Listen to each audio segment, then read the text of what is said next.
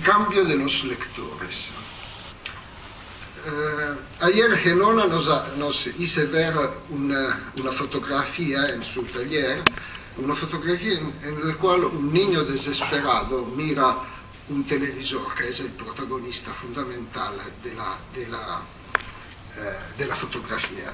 Y yo creo que la presencia de nuevos medios de comunicación, nuevos medios de difusión de la historia también, ha producido un cambio fundamental en los lectores, a salir de los años 80 por llegar a hoy, en el cual la historia oficial, los libros son imaginados y todos, el sentido común historiográfico se produce a través de más media.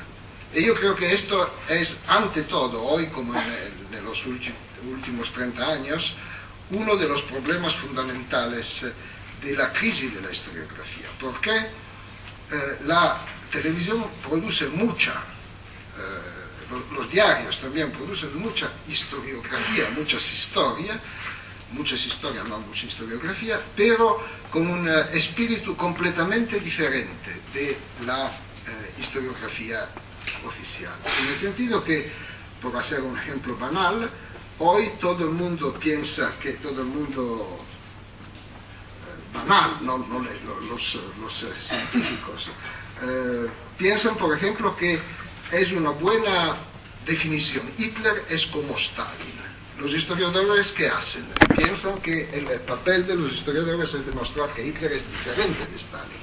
El contrario es que todo el mundo piensa que estas simplificaciones son buenas. Son totalitarios, malos, crueles, dictadores, etcétera, etcétera. Creo que este ejemplo, que es un poco paradójico, sirve por decirnos que la historiografía produce libros lentamente, 4 o 5 años de investigación, y subraya la complejidad.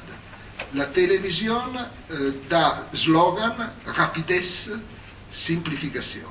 Simplificación contra complejidad y rapidez contra lentitud, contra atención, contra... Esto empezó como un elemento fundamental cuando el público paulatinamente cambiaba. Los lectores eran la nueva generación que más atenta a la televisión que a los libros. Hoy siempre se llora sobre el hecho que las nuevas generaciones leen poco, pero el leer poco ha sido sustituido a través de otras formas de información. Una información que tiene caracteres diferentes, que ha cambiado la historia. Esto yo creo que sea una de las primeras spinta, no sé cómo se dice en español, sugestión por producir historia oral como microhistoria. La segunda ha sido el problema de nuevos protagonistas de la historia. Esto creo sea fundamental, lo que se llama una democratización de la historia.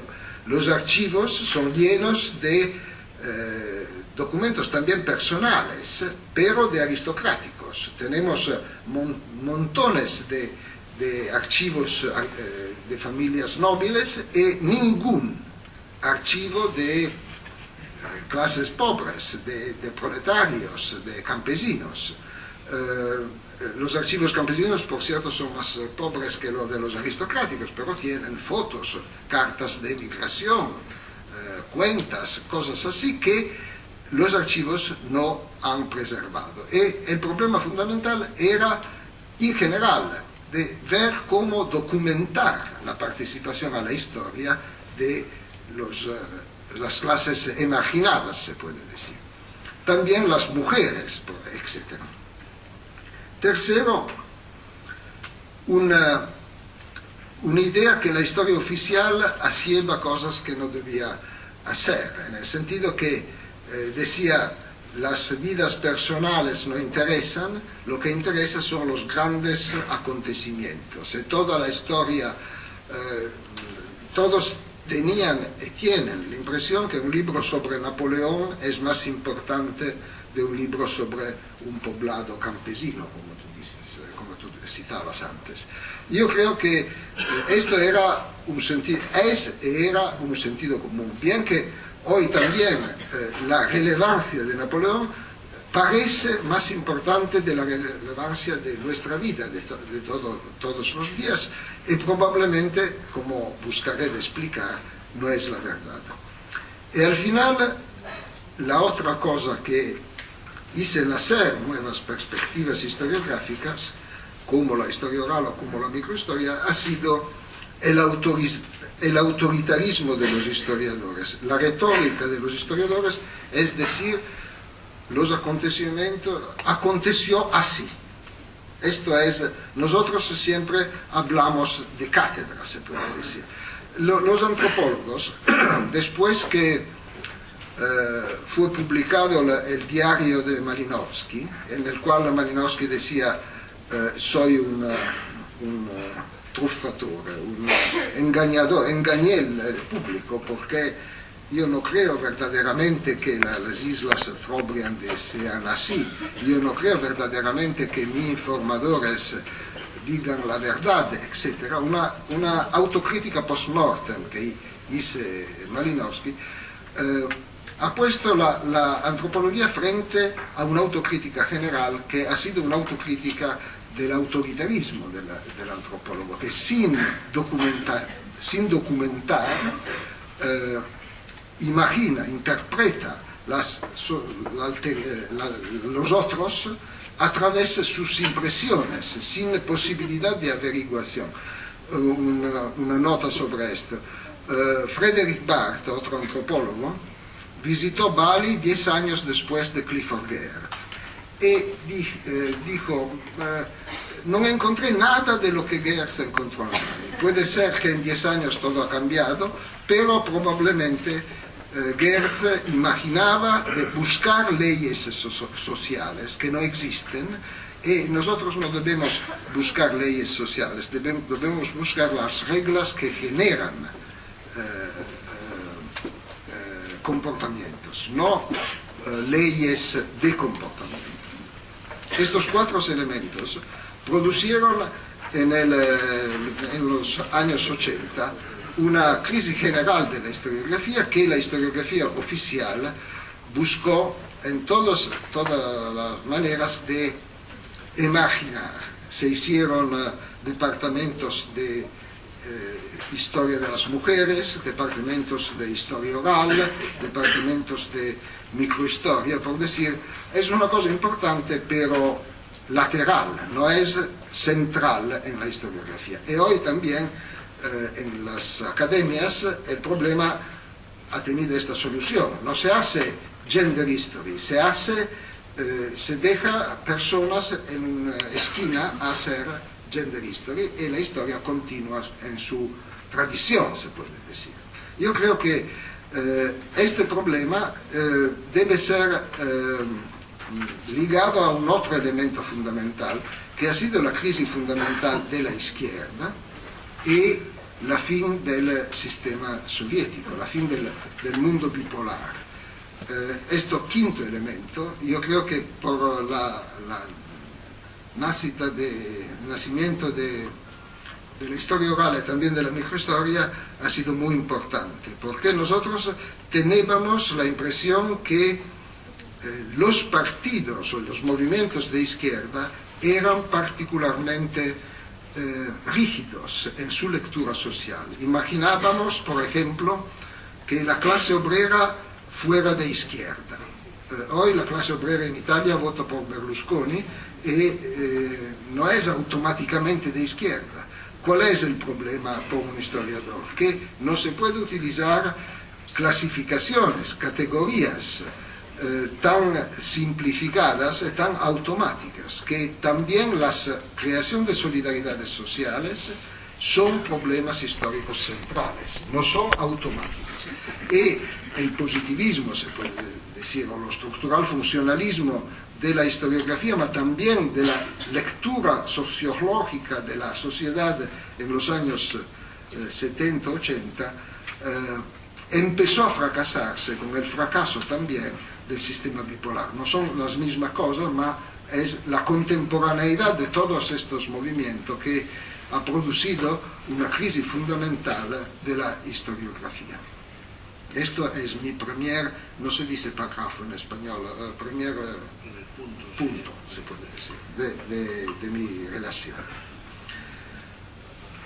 Nacimiento de la historia oral. Tiene muchos méritos y tiene muchos defectos. Siendo frente a una asamblea de historiadores orales, yo creo que sea interesante discutir también los defectos, no solo los méritos. Ayer hablaron Luis Úbeda y Juan Carlos, no me recuerdo, la discusión ha sido toda sobre Úbeda, que hizo una bellísima relación, más técnica. Las preguntas eran dónde se ponen las entrevistas, cómo se organiza un archivo, etc. Que era la prueba trágica para mí de la insularidad de la historia oral. Juan Carlos proponía cosas diferentes, proponía una sorta, puede ser complicada, de filosofía de la historia oral, filosofía de las relaciones entre historia y memoria, esencialmente. Y mi impresión ha sido que vosotros tenéis un poco de desconfianza en estas discusiones teóricas. Yo creo que, al contrario, el tema central por entender por qué la historia oral se sectariza, se separa de la historiografía en general, sea de discutir muchos de los problemas teóricos, muchos de los progresos que a través de la teoría de la historiografía y de la relación historia-memoria se pueden hacer por comprender mejor en general como la totalidad de la historiografía tiene nuevos problemas, saliendo del problema que he dicho, que los lectores hoy son diferentes. Pero salimos de los méritos. Un mérito fundamental es pedagógico. Buscar de atraer las nuevas generaciones a un interés por el pasado, de buscar de crear puentes entre generaciones, buscar en este sentido de revitalizar la capacidad narrativa de las sociedades, se puede decir. Y esto yo creo que sea el gran mérito de la historia, un mérito que no es un mérito, se puede decir, de teoría historiográfica, sino de práctica.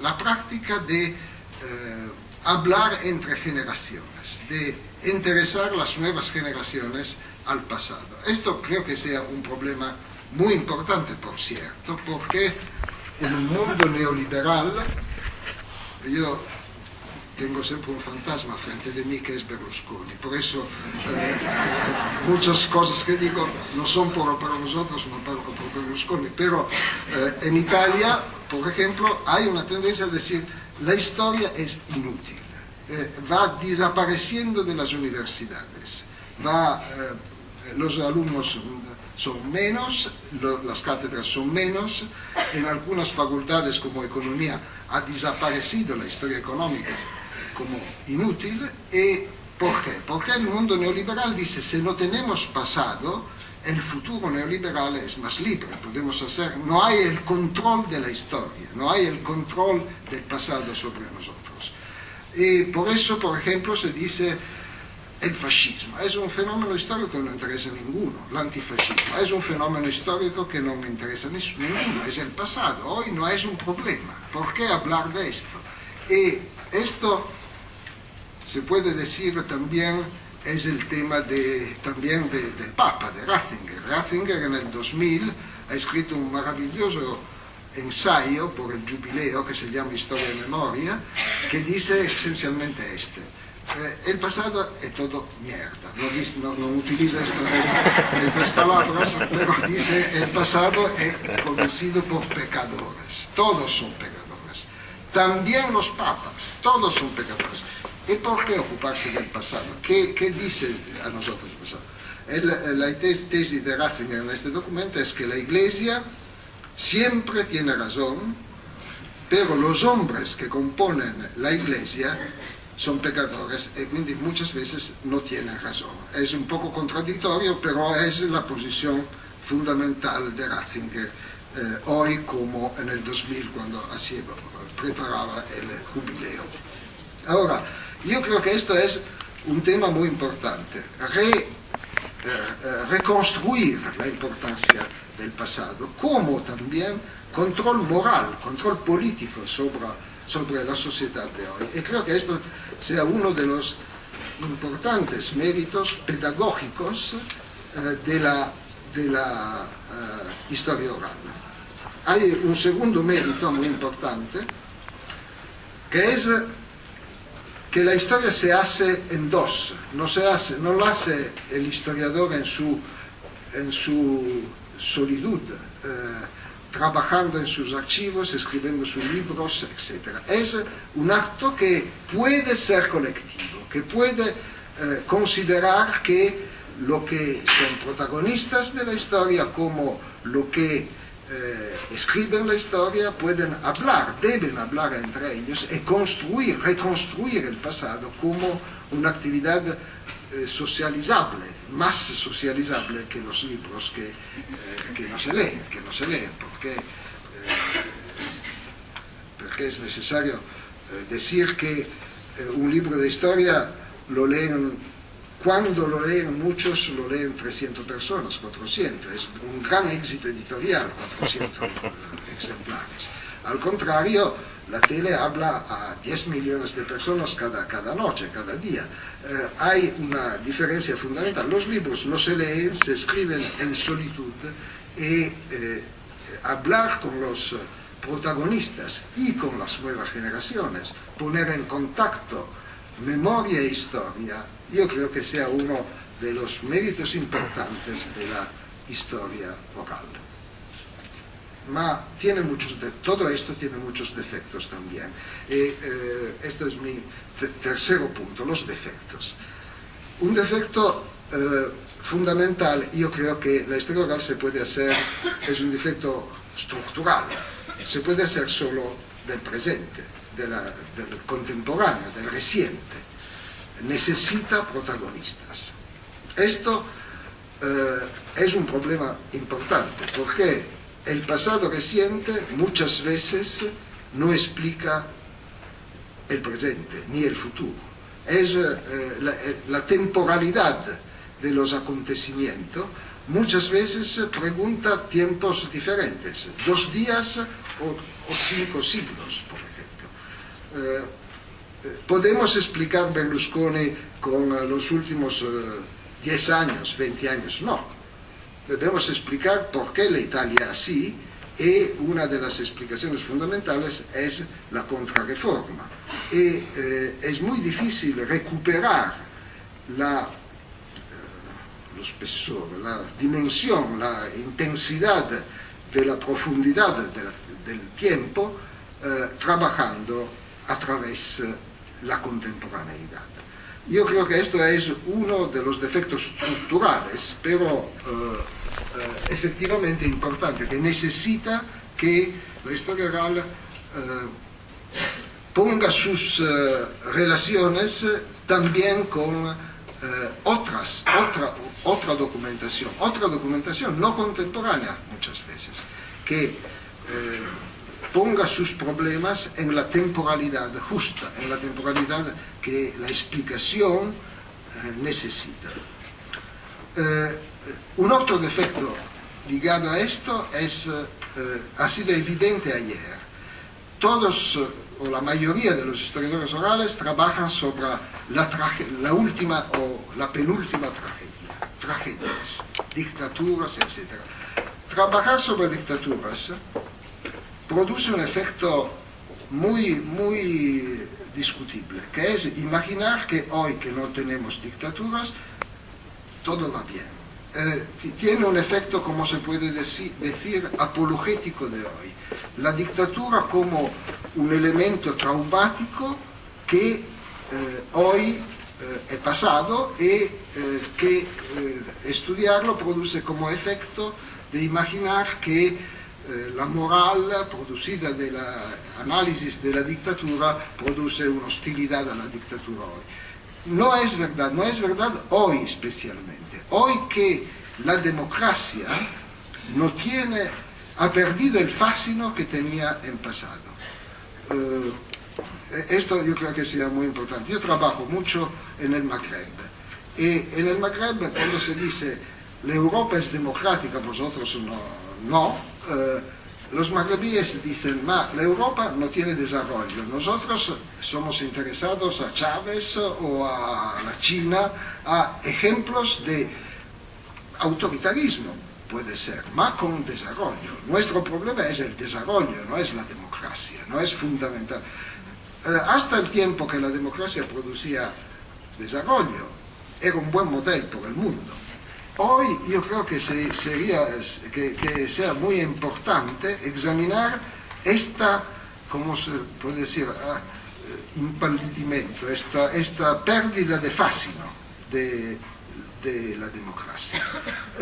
Creo que la degeneración en general de la democracia en Europa, por ejemplo, el hecho, por ejemplo, que es más importante la gobernabilidad que la representatividad, esto es en todos los estados de Europa, es uno de los elementos de esta pérdida. La democracia paulatinamente se ha transformado no en más libertad, ma una pérdida relativa de libertad en función de una tecnología del gobierno,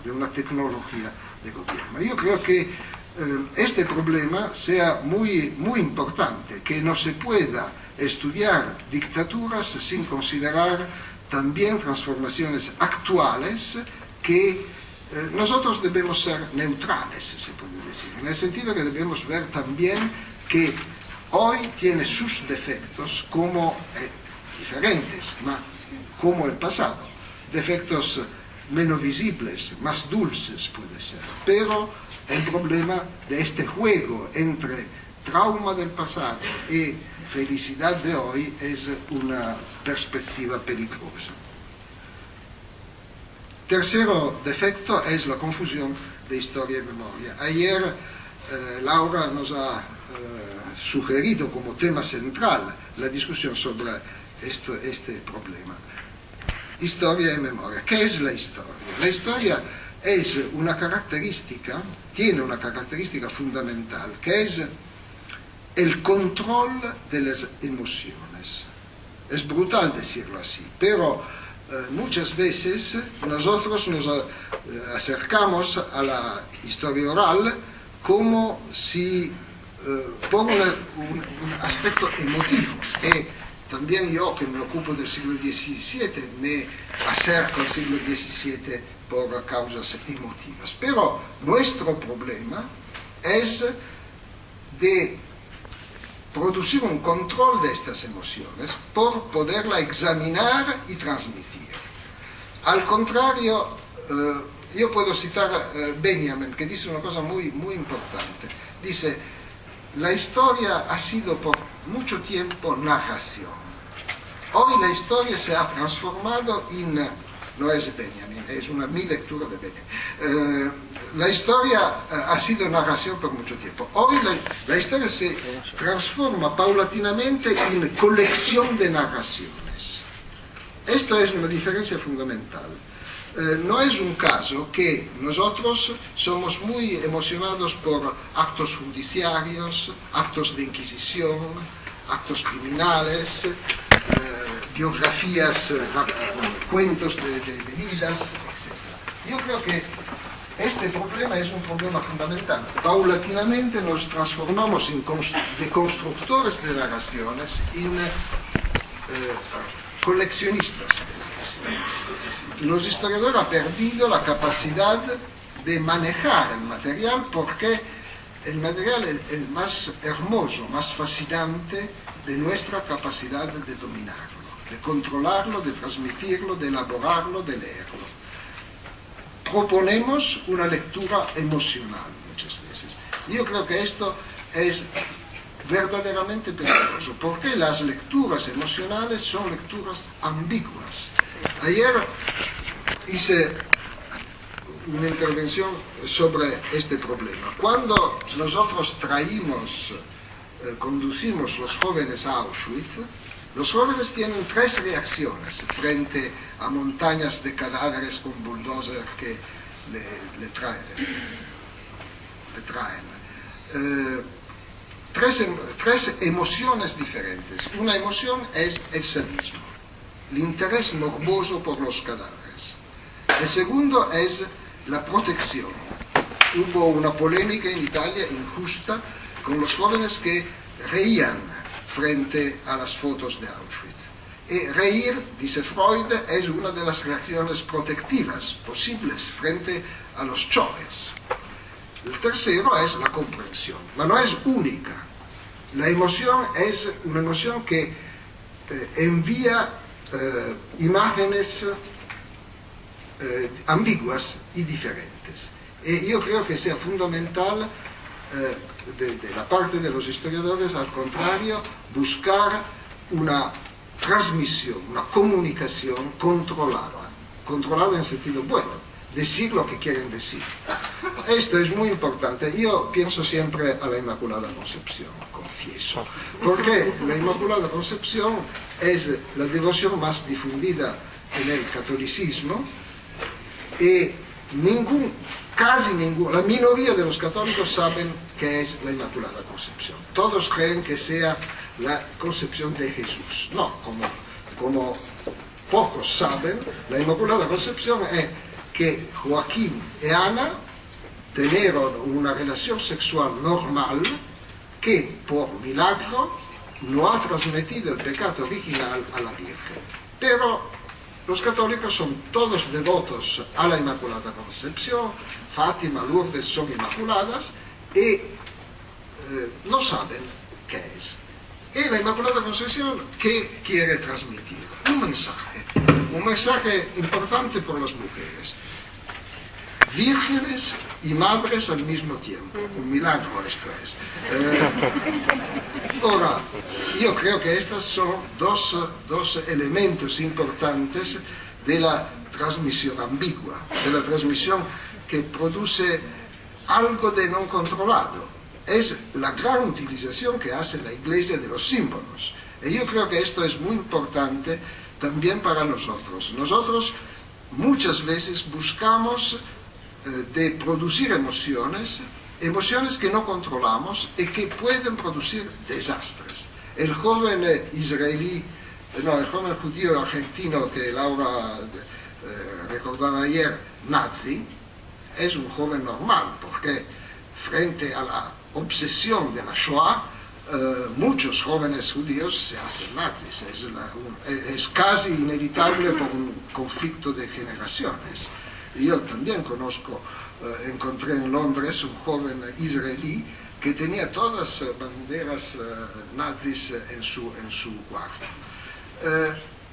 Pero nosotros que imaginamos que sea automático que hablando de Shoah, de Holocausto, la reacción es la buena, no se hacen los holocaustos. No es verdad.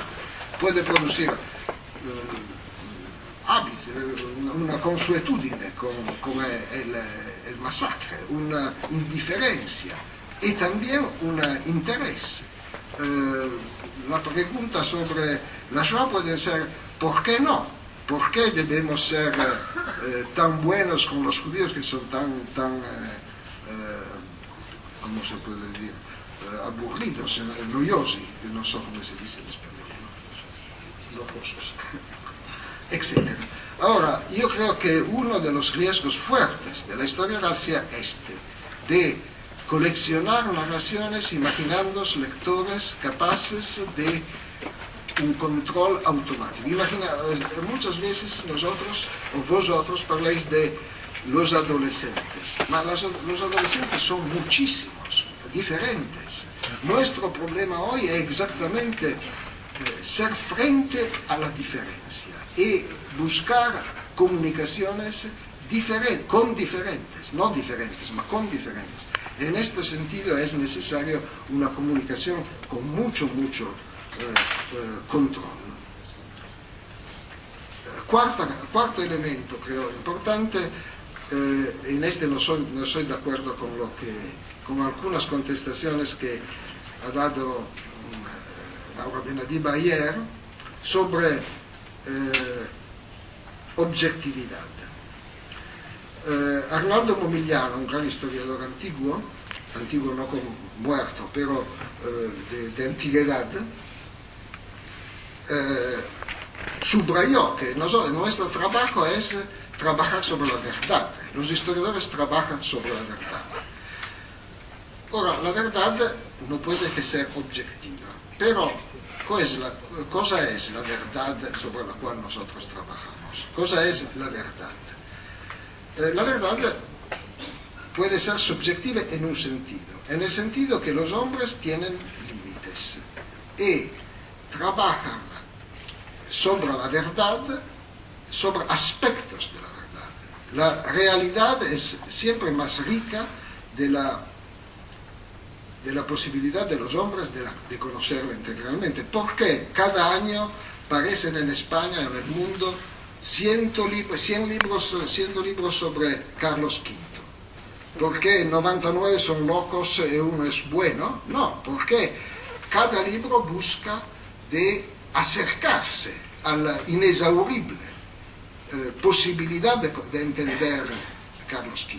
Cada libro es un punto de vista. Todos buscan una verdad sobre Carlos, una parcial verdad sobre. Esto es fundamental desde el punto de vista pedagógico. Nuestros alumnos no pueden creer ni al maniqueísmo, todo el bien de una parte, todo el mal de la otra, ni al relativismo, todas las opiniones son iguales. No, nosotros trabajamos sobre límites. Esta es yo creo, la condición maravillosa de los hombres.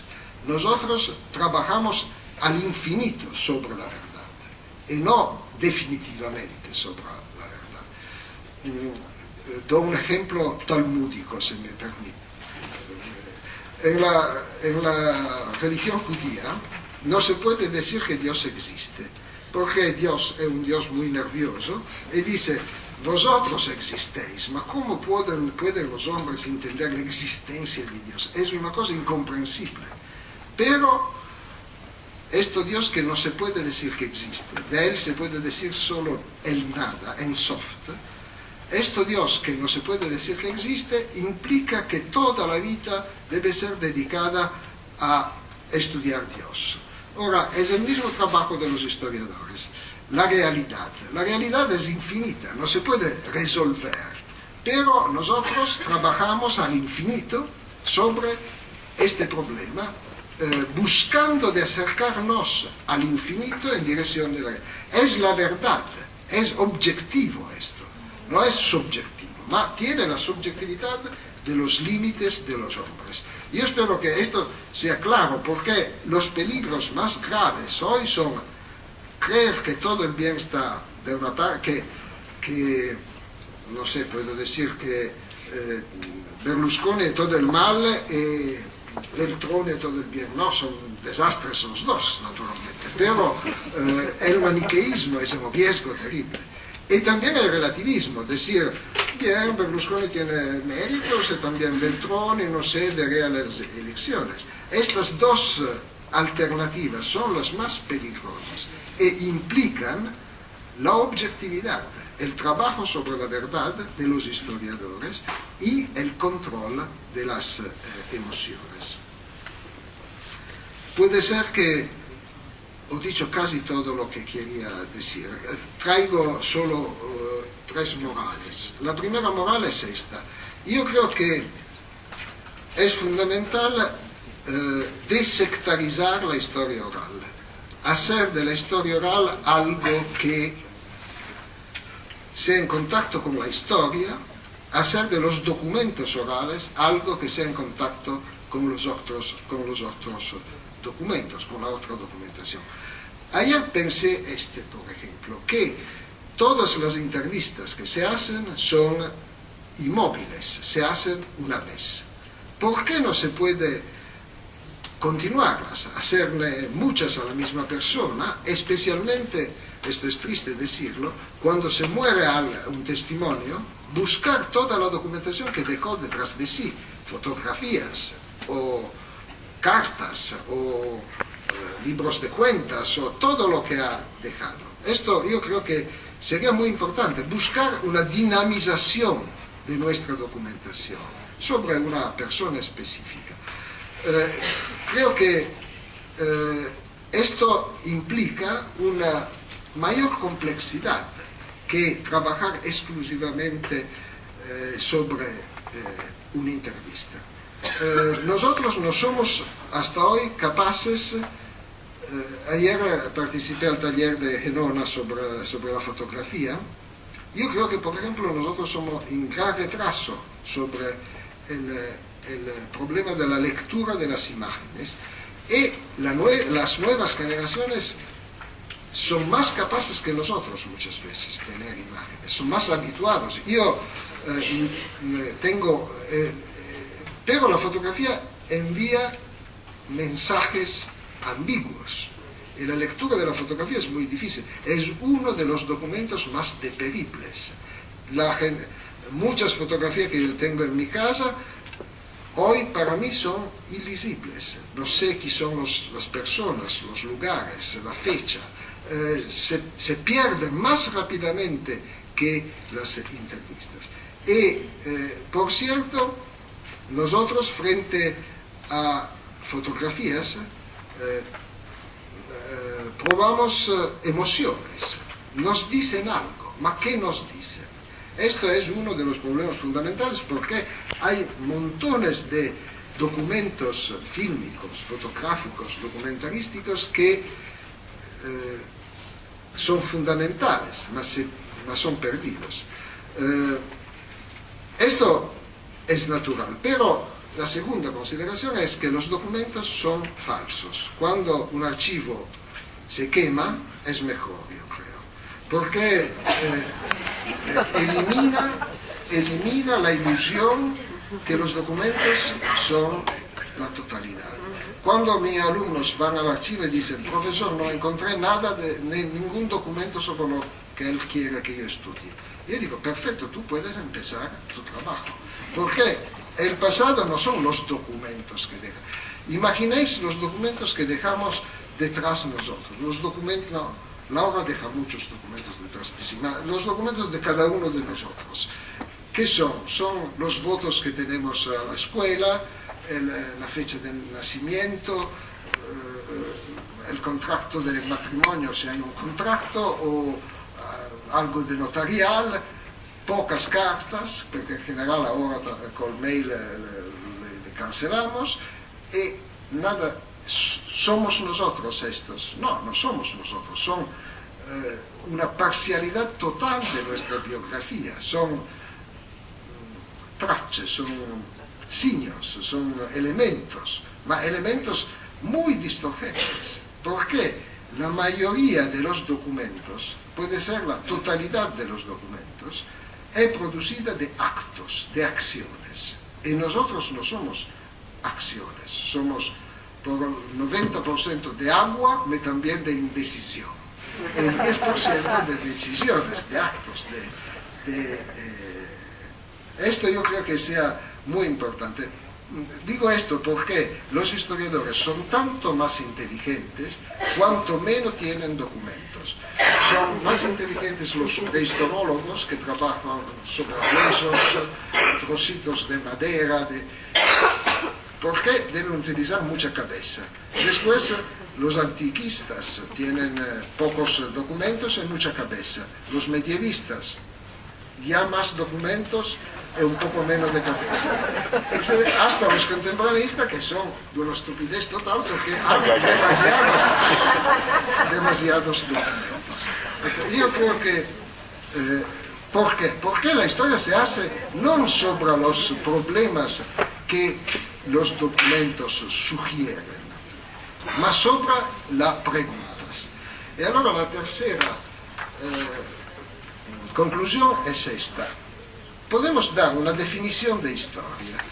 Y la definición de historia es que en general nosotros trabajamos sobre situaciones locales, siempre. Napoleón es local como un pueblo, etc. Pero muchas veces no es interesante la situación local, es interesante las preguntas que somos capaces de dar sobre la situación local. He tenido 2 meses detrás un conflicto con un famoso historiador alemán que se llama Koka.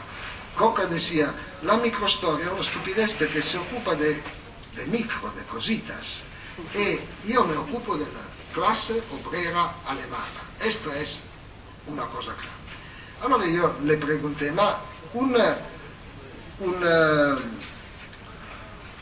mugnaio, Menocchio del libro de Ginsburg sobre el queso de los gusanos, ha sido traducido en 16 lenguas, el libro de Koka en 2.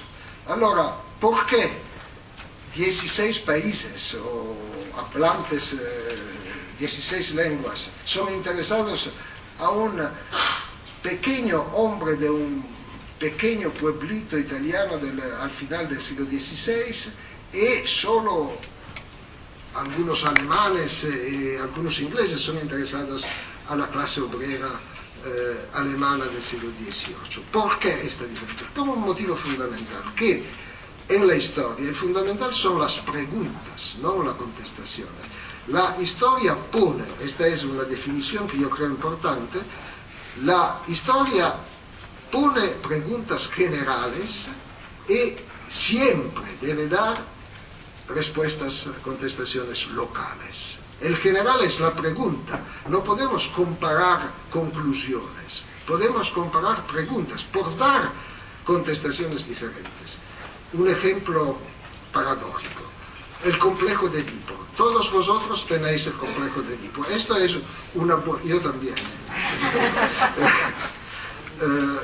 Esta es una buena pregunta que inventó Freud.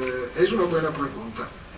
El complejo de Edipo es un problema, pero el complejo de Edipo mío o de Laura no interesa a ninguno, interesa a nosotros, pero es local. Lo importante es la pregunta y las contestaciones son locales e infinitas.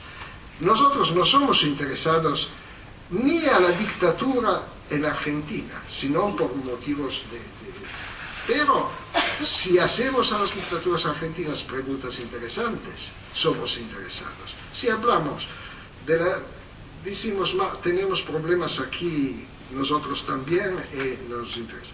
Lo digo porque, por ejemplo, y con esto termino, yo creo que se ha discutido mucho de la Shoah, demasiado, en el sentido que las nuevas generaciones han como una repulsión por esta obsesión sobre la Shoah. ¿Por qué? Porque la idea ha sido de sugerir que matar un masacre étnico es una cosa deplorable. Ma hay muchísimos masacres étnicos. Porque la Shoah es más importante que otros masacres más importantes cuantitativamente, por ejemplo. ¿Por qué? Y hay muchas explicaciones. Yo creo que la única explicación verdaderamente interesante es esta.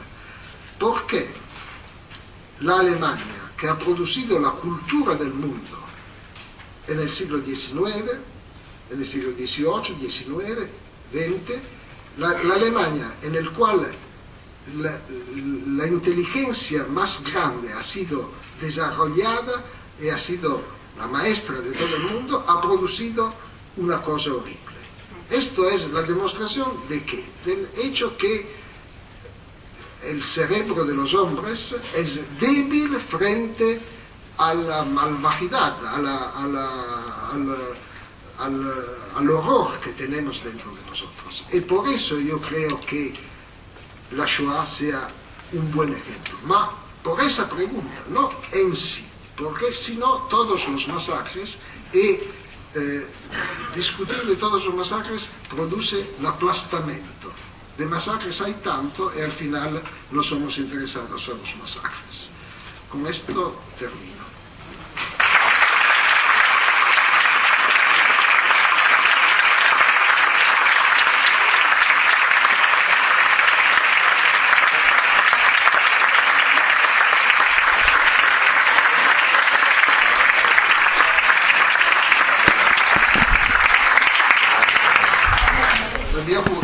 hablar hasta las 10, son otros 10 minutos más. Sí, sí, la prórroga del partido.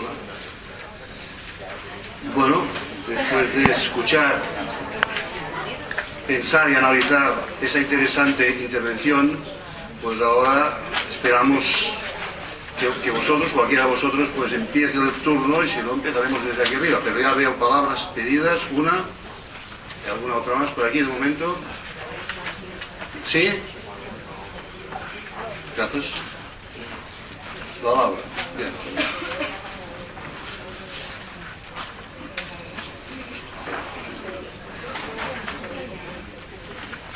Bueno. Giovanni, dos cosas te quería decir. Estoy totalmente de acuerdo con el tema de todo, ¿no? Pero no todo, ¿no? Porque si no es aburrido. Pero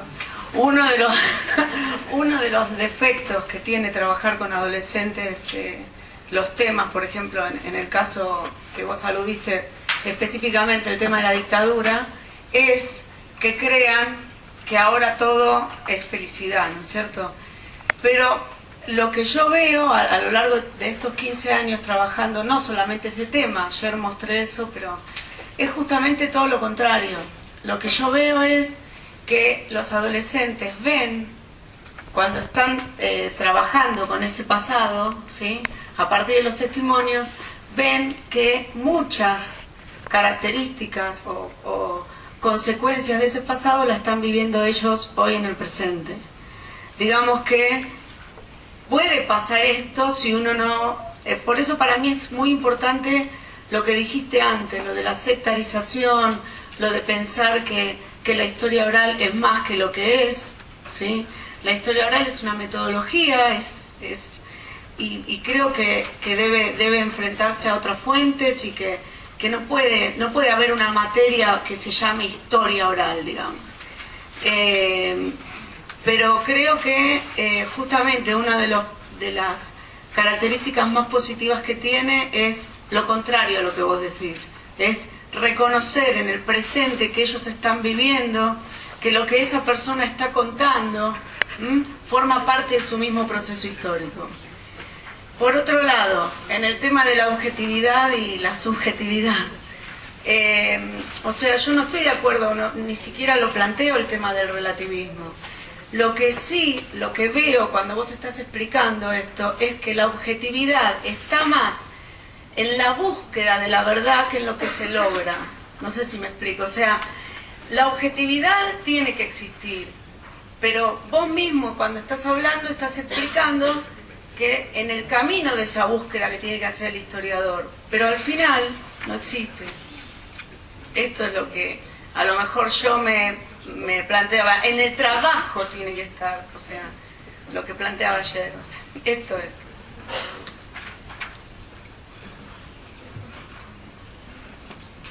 No, yo sí puedo ser de acuerdo. No, que no existe no es una buena definición. Existe, no, ma por cierto, porque es un acercamiento infinito. Pero esto es la verdad. Sul presente, no, yo quería, puede ser lo que dices, pero yo quería decir que es muy importante por los historiadores saber que la historia se hace por hoy.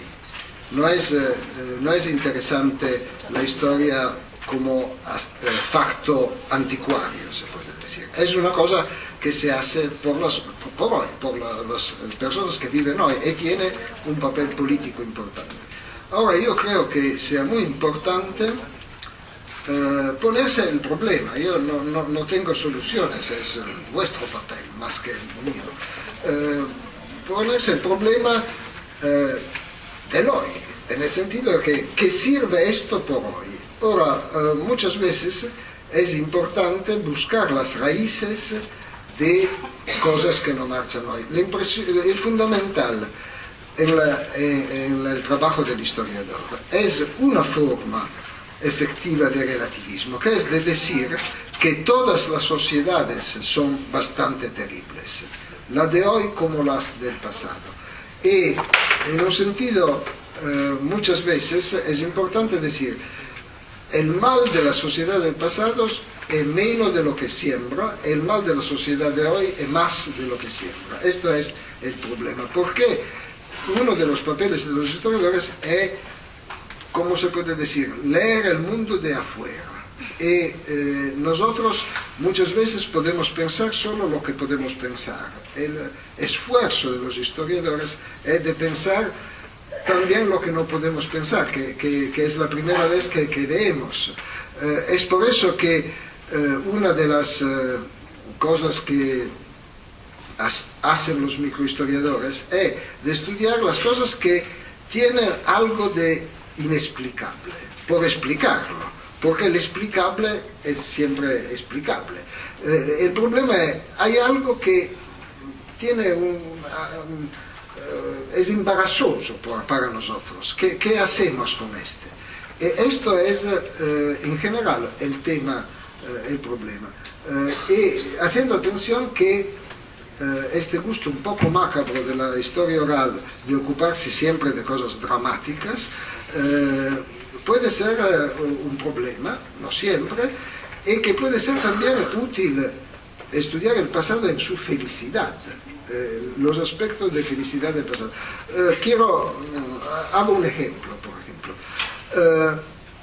Los historiadores muchas veces utilizan un anacronismo. El anacronismo es de leer el pasado con valores de hoy. Por ejemplo, decir, las mujeres del siglo XVI eran excluidas de la herencia, se puede decir, o tenían una herencia más pequeña que los hermanos. Ahora, el problema es cuáles eran las reglas, cuál era la felicidad e infelicidad que esto producía. Y hay muchas explicaciones, pero no es interesante considerar que, porque el resultado de este análisis es apologético de hoy. Al final decimos, hoy sí que las mujeres tienen la misma herencia que los hermanos varones. Esto es exactamente lo que no debemos hacer. Nosotros debemos entender cómo funcionaba y también las injusticias en el ámbito de las reglas del siglo XVI, cuando las mujeres se consideraban injustamente tratadas o justamente. ¿Cuál era la legitimidad de esta sociedad? Que muchas veces tenía una legitimidad diferente, siempre diferente de la legitimidad de hoy. Esto yo creo que sea un trabajo muy importante de los historiadores. Un último ejemplo. Yo empecé a irme a la escuela en el 45, al final del 45, y mis padres decidieron una cosa horrible, de enviar a mí y mis hermanos a la escuela judía. La escuela judía en el 45 era un desastre, porque todos eran huérfanos, etcétera, etcétera. Y la decisión de mis padres era demostrar que existían niños judíos después de la guerra. Pero, ¿qué ocurría? Ocurría que a la primera hora entraba un rabbi, nos miraba y empezaba a llorar, porque había tenido toda su familia destruida. Y lloraba una hora. Ahora, esto no ha sido por mí ni por mis compañeros un trauma, porque era la primera vez que estábamos a escuela y pensábamos que también en las escuelas que los judíos entraba un cura y lloraba, o de los protestantes entraba un pastor y lloraba. Porque uno puede pensar lo que su experiencia le permite de pensar. Y mi experiencia era que la primera hora hay un rabbi que llora, la cosa más normal del mundo.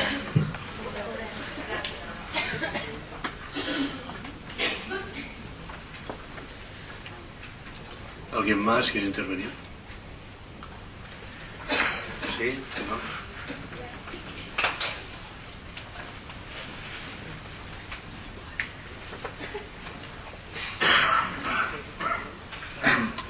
Buenos días.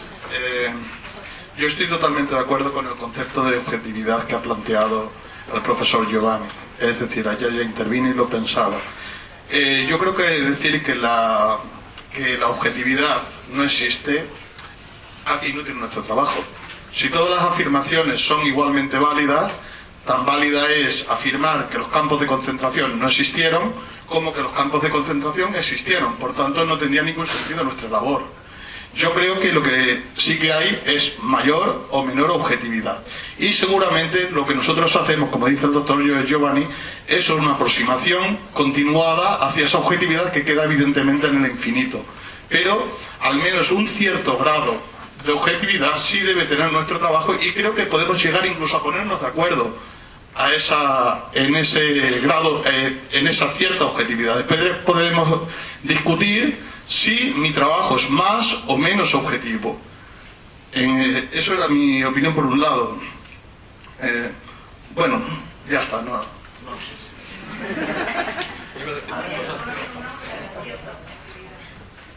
Bueno, un momento, sí. Sì, no, un commento, però io sono d'accordo, però desafortunadamente no son opiniones que podemos confrontar, porque todos tenemos un sentido de lo que sería mejor. ¿Por qué ha sido tan importante la discusión sobre el negacionismo? Negar que los campos existieron. En sí es una locura, es una estupidez total, no interesaría. ¿Por qué dedicar tiempo a una negación de este tipo? Es como decir la luna no existe. No existe, en realidad existe, è chiuso. Porque pone en crisis el trabajo de la historia, la lectura del pasado. Dice, la historia debe ser objetiva en el sentido de la demostración, debe demostrarlo. Y la demostración es siempre imposible, porque es necesario un acuerdo, que en algo creemos. Si no creemos en nada, se puede hacer el juego de los por qué al infinito. No existía, las fotos son falsas, los testimonios son pagados de los Estados Unidos, etcétera, etcétera. Ahora, yo creo que este es el problema fundamental, que es ligado no tanto a esta discusión específica, ma a una alternativa. La alternativa hoy muy grave, muy peligrosa para mí, es el deconstruccionismo. ¿Por qué? El deconstruccionismo sugiere que desafortunadamente los hombres no pueden conocer todo, y así no pueden conocer nada. No se puede. La alternativa cuál es? Que los hombres pueden conocer algo, un poco, acercarse a la verdad. Yo creo que esto es la cosa maravillosa de nuestra existencia. Buscamos siempre, pero no buscamos a la ciega, buscamos en dirección de la verdad, al infinito.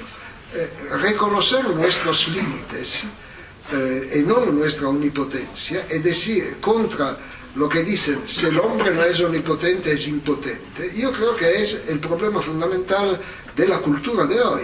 Aceptar nuestros límites. No hay el bien absoluto, no hay la verdad absoluta, no hay nada de absoluto, no hay todas cosas parciales, buenas y malas. Sí. Yo quería quizás entrar también en este debate un poco en contestación atrás. Al fin y al cabo, yo creo que al final lo que vamos a hacer siempre es una objetividad subjetiva, y que el historiador lo vamos a hacer desde la selección de nuestras fuentes siempre, con lo cual intentaremos buscar un hecho que nos interese para razonar todo nuestro razonamiento. Y claro, evidentemente nadie va a conseguir hacer lo mismo. Entonces, claro, el problema sería intentar negar depende de qué cosas. Pues claro, yo puedo involucrar todo mi sistema para intentar demostrar una historia oficial. Una historia oficial que nos va a estar diciendo, en tiempos de Franco, que hay que malos que eran los rojos, ahora pasados los tiempos hay que malos que eran los azules, y por el medio nos quedamos nosotros que decimos, pues bueno, pues en ambos lados se hicieron cosas. Y nos quedaremos sin demostrar, por ejemplo, que hubo franquistas fusilados por Franco. Nos quedaremos en que hubo gente que salió a la calle en Barcelona pensando que la entrada de las tropas nacionales le salvaban de la muerte y que luego moriría fusilada por Franco.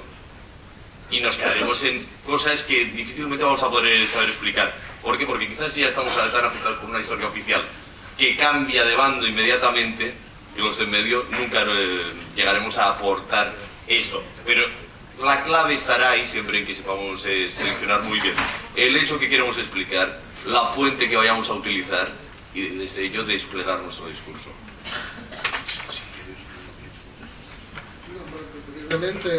Sobre dos cosas. No, una que olvidé, que creo que es importante y que no tiene una relación directa con lo que tú has dicho, es esta, que cuando nosotros estudiamos dictaduras, siempre las estudiamos años después, no inmediatamente. Esto es muy importante, lo discutí mucho con mi primo famoso, Primo Levi, porque discutir después de 40 años después, como hoy por ejemplo se hace en España, después de años se discute con seriedad, o en Argentina y también en Italia, se han construido mitos, o en Israel por ejemplo, donde se discute las mentiras con las cuales Ben Gurión ha construido el Estado de Israel.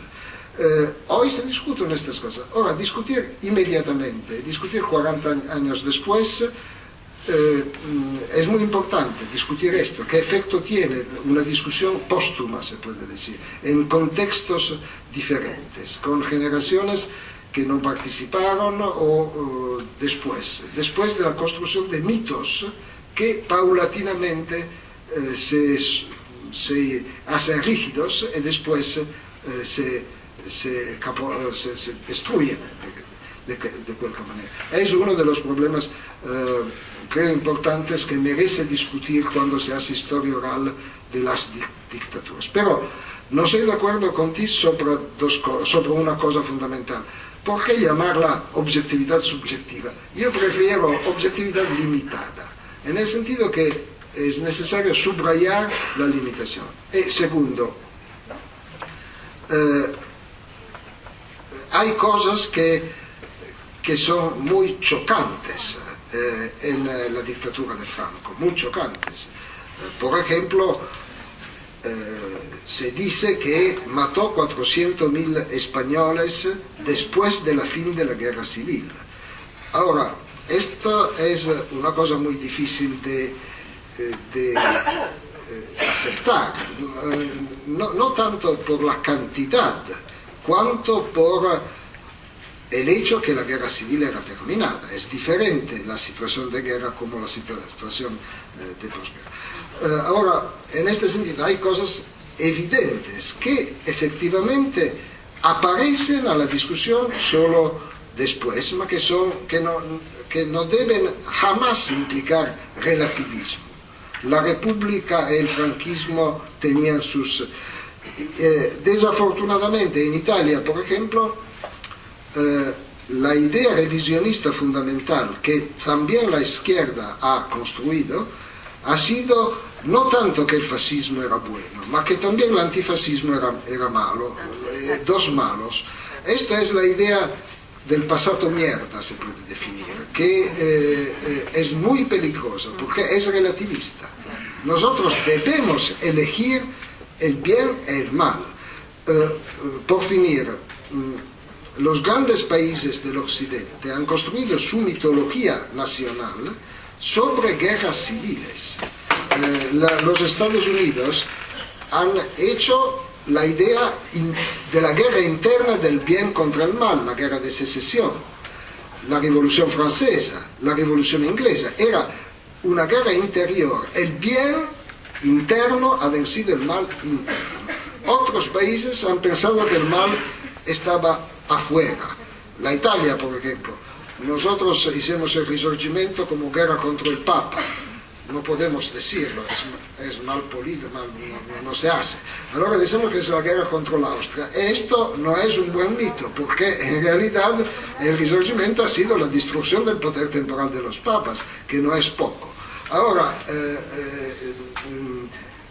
construir un mito paradójico, simplificado, como la guerra civil interna como construcción de la victoria del bien sobre el mal, yo creo que ha sido muy importante en la construcción del espíritu moderno de muchos países y la incapacidad de construirlo en otros países. Y más cuando una guerra civil en este país cada 3 años hace olvidar todo un pasado anterior de guerras civiles que duraron más y que fueron más sangrientas. Sí. Sí, bueno, cambiando de tema, uno de los peligros que veo... Sí, vale. Uno de los peligros que veo de la historia oral es esa ilusión que está adquiriendo de querer volar independientemente, ¿no? Yo creo que en un congreso de historia oral no puede faltar una mención de las estructuras, ¿no? Estructuras socioeconómicas y políticas y culturales que son muy importantes, que a veces parece que son cosas del pasado, pero que siguen limitando las realizaciones humanas y están una y otra vez interfiriendo en los documentos y en la vida de las personas, ¿no? Entonces muchas veces por rechazo igual algunos planteamientos de la historiografía marxista, que hoy en día no está en boga y demás, pues las estructuras las estamos olvidando. Y yo creo que hacer una historia oral independiente, solamente basada en los documentos orales y en las referencias que hacen de las personas y esas ideaciones y esas sin contar, digamos, con las condiciones de trabajo, con las condiciones económicas, con las condiciones de clase, con este tipo de condiciones en general, yo creo que es muy peligroso. Y por otra parte, la cuestión de los libros y de los medios de comunicación actuales, que nos han llenado de imágenes, miles y miles por segundo, y me pregunto si, en el fondo, después de tantas imágenes, no tenemos ninguna. Es decir, la hiperinformación, ¿no? Nos informan de tantas cosas. Primero, que nos informen bien, pero bueno, suponiendo que nos informan bien. ¿Puede la mente humana realmente hacer una lectura de lo que es importante y de lo que no lo es? De lo que fue la guerra de Vietnam tenemos 2 o 3 imágenes, pero de Irak tenemos millones y yo no tengo ninguna. De la de Vietnam tengo la niña cuando tiraron los herbicidas aquellos y corría. Pero de Irak no tengo ninguna y sin embargo la he visto por la televisión. Entonces, estas 2 cuestiones. La primera es una involuntaria citación de la discusión entre Paul Ricoeur y Michel Desserteaux, porque presentando Histoire et Récit de Ricoeur, Desserteaux le ha dicho exactamente lo que tú dices. Es necesario considerar las estructuras de producción de la historiografía, no solo la historiografía, etc. Pero soy de acuerdo, pero no tengo contestaciones específicas. Sobre el exceso de imágenes, yo pienso que sea un problema. El exceso de imágenes, el exceso de memoria también es un problema. Es difícil, creo que mi contestación fundamental es que es mejor un prehistorólogo que un contemporaneista, que tiene pocas imágenes pero más cerebro, y que es verdad que el exceso documentario produce un efecto de aplastamiento. Esto soy de acuerdo.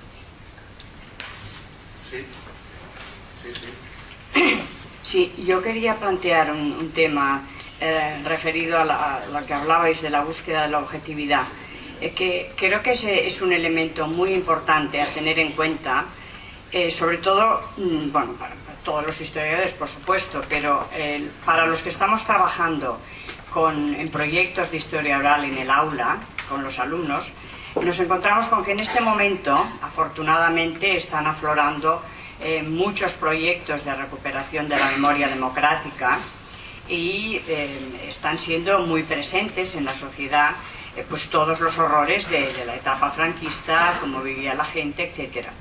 Entonces nos encontramos a veces, y es bastante frecuente, que cuando nuestros alumnos empiezan a hacer las primeras averiguaciones para encontrar sus testimonios dentro del marco de este proyecto de fuentes orales, que primero pasa, pues estudian el periodo y estudian otras fuentes, y finalmente pues van a la fuente oral.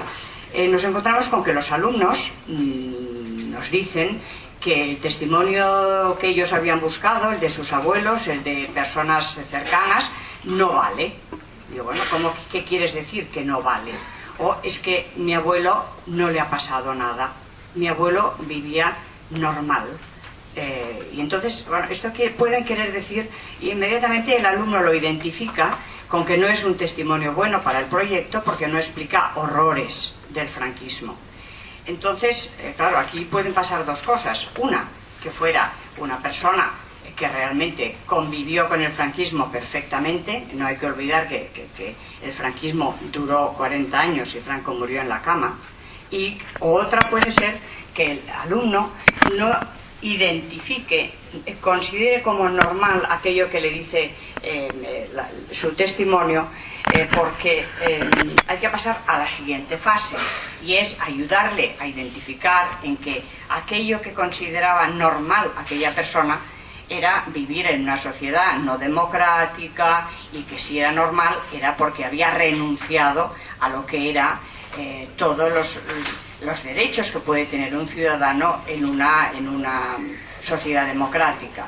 Por tanto, yo creo que para nosotros eso es importante. Es decir, es importante que en estos proyectos de historia oral afloren testimonios diversos que realmente muestren lo dividida que está la memoria del franquismo. Esta palabra dividida nos la decía el otro día Pere Isás cuando nos presentó el libro que ayer presentasteis, el Records Paraula, hecho por Héctor Aula. Considero muy interesante, y que yo creo que debemos nosotros, en la preparación del proyecto, hacerles reflexionar a los alumnos que se van a encontrar una memoria dividida del franquismo. Es decir, que se van a encontrar mucha gente que durante el periodo franquista vivió muy bien. Y es importante que eso también vean, que la historia es muy plural, y que si un régimen dura 40 años es por algo. Esto es muy importante, pero yo creo que contiene también una indicación muy importante histórico-psicológica, que es que nosotros consideramos normal lo que vivimos. La normalidad es muy diferente por varias personas. Uno que ha pasado tiempo antes del franquismo, durante el franquismo, después del franquismo, las generaciones tienen ideas de normalidades diferentes. Esto implica, por cierto, una crítica de las fuentes, en el sentido que hay varias memorias, muchas veces generacionales. La historia que contaba del Rabbi Llorante creo que sea un buen ejemplo. La normalidad es lo que nos vemos por la primera vez de nuestra vida. Si nacemos durante el fascismo, esto es normal. Lo normal puede ser el después. Creo que esto sea muy importante porque muchas veces esta idea de normalidad es terriblemente incapaz de adecuarse a las novedades. La resistencia, por ejemplo, de los italianos y también de los españoles a la inmigración de los extranjeros es un ejemplo de dificultad de habituarse a una nueva normalidad, se puede decir. Ahora, yo creo que sea interesante discutir también con los alumnos este problema, cosa es normal, la idea de normalidad, aparte el contenido específico del franquismo, etc. Creo que debemos aceptar, como se puede decir, esta característica de la vida humana, que la normalidad es históricamente variable. Hay una palabra pedida. Si alguien quiere intervenir, que lo diga ahora, ¿no? Porque haríamos el segundo turno y así terminaríamos. Sí. Quería hacer una reflexión y quizás escuchar su eco al respecto como joven y estudiante de humanidades, pero viendo de historia directamente. volviendo a lo que decía el caballero de la izquierda, de esta idea de el fin de los metarrelatos, si pudiéramos así definirlo rápidamente, y también lo que usted nombró al principio con respecto a la característica neoliberal de la crisis en la representatividad reemplazada por la gobernabilidad. Creo que también en el campo universitario eso ha permeado y se ha traducido en una crisis en la reflexión, reemplazada por una hiperproductividad también que se nos demanda como estudiantes y que va en detrimento de la reflexión, ¿no? Usted decía, interesarse por un sujeto es formular preguntas interesantes al respecto, y creo que eso está cada vez más en crisis, o que por lo menos así lo siento, mismo cuando uno tiene el interés y las ganas de formular preguntas y encontrar la pregunta.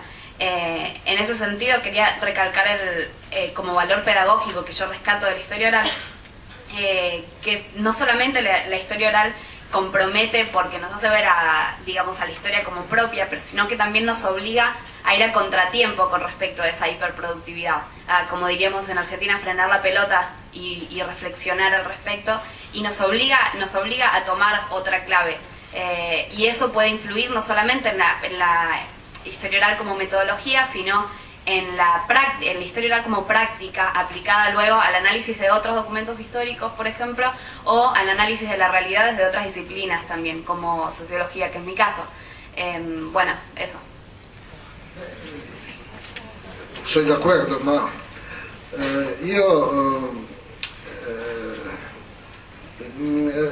para mí es difícil discutir con sociólogos.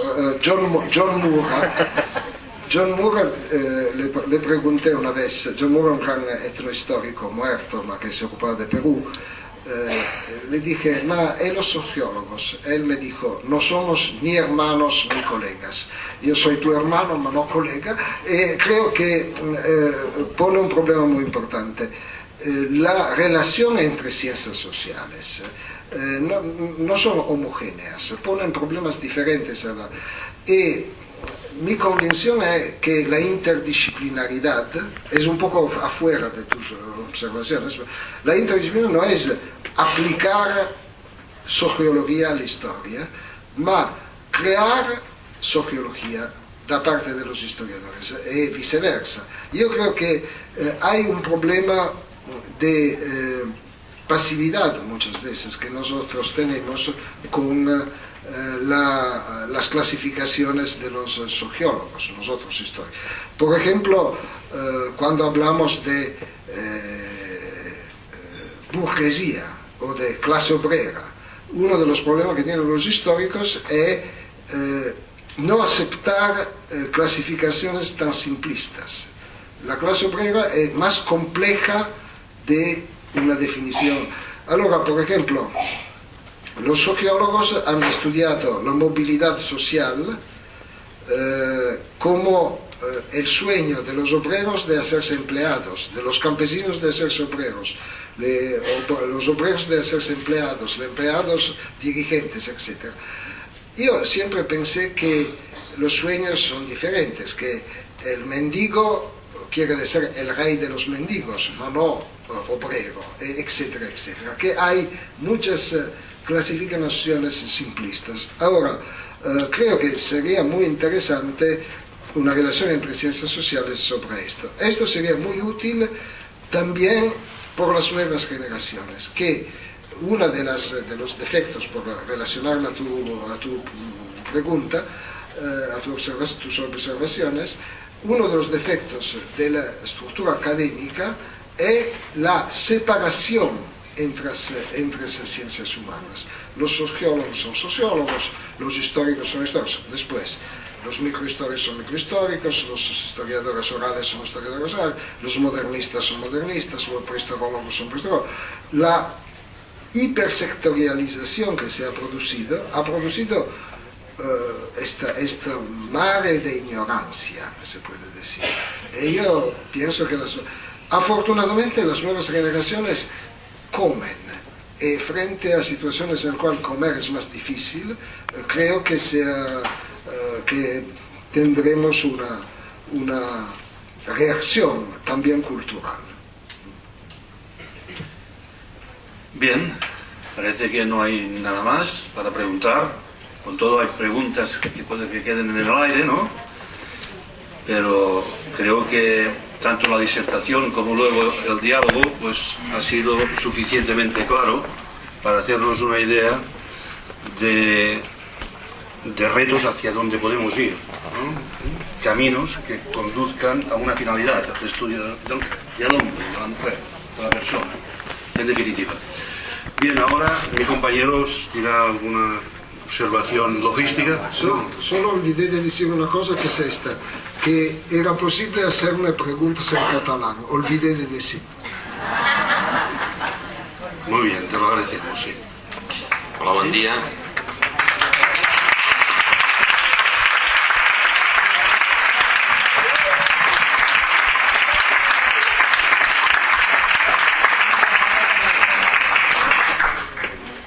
Ara tindrem mitja hora d'esbarjo, de pati, i després doncs, recordar-vos que s'ha d'omplir, qui vulgui, a les enquestes que teniu en les vostres carpetes.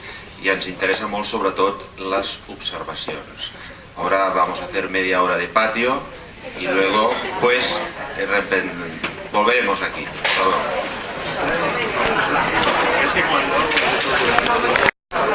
Viernes 14 de febrero, año 2009, Tarragona, España.